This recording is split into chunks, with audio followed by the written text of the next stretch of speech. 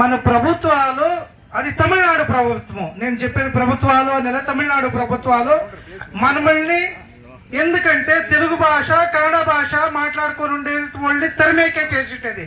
నేను డైరెక్ట్ అటాకే చేస్తా ఉన్నాను.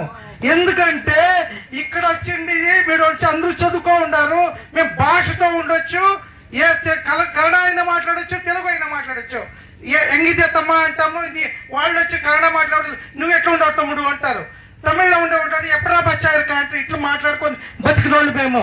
కానీ ఇక్కడ తమిళనాడు ప్రభుత్వం వచ్చేసి మమ్మల్ని అందరినీ తరమాలనుకుని ఉంటారు. నేను ఒక హెచ్చరిస్తున్నాను, ఏమి తెలిసినా ఒసూరు ప్రాంతం అంటే సూడిగిరి, డైరీకోట, ఒసూరు తాలూకులో మీరు ఏమన్నా భూములు పెరుక్కున్నారంటే మీకు షుగర్లు వచ్చి సస్తారు. ఎందుకని నేను చెప్తాను, ఎట్లా షుగర్లు వచ్చి సస్తారు అంటారు.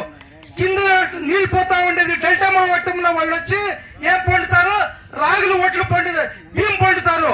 బియ్యం తింటే ఏమొస్తుంది, షుగర్ వస్తుంది. దానికి ఏం కావాలా, కూరగాయలు కావాలా, ఫుడ్ డయటీషియన్.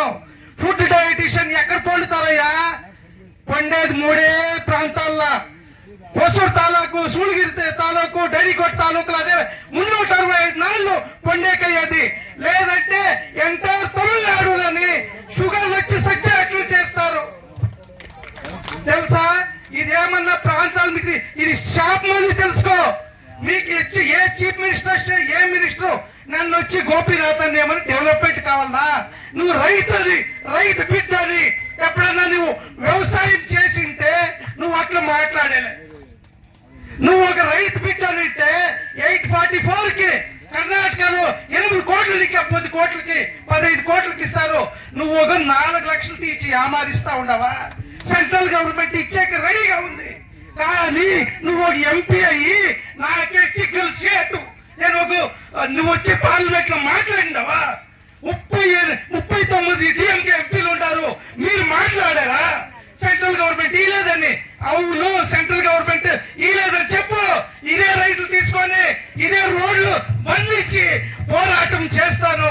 నీకు దమ్ము ఉంటే, తాకత్తు ఉంటే చెప్పయ్యా. ఈ రైతుల ఆవేదన కాదు. నేను వచ్చి ఒక సోల్జరు, అన్ని డిఫెన్స్ లను చూసినాను, బుల్లెట్ అనేది చూసినాను, మిసైల్ అనేది చూసినాను.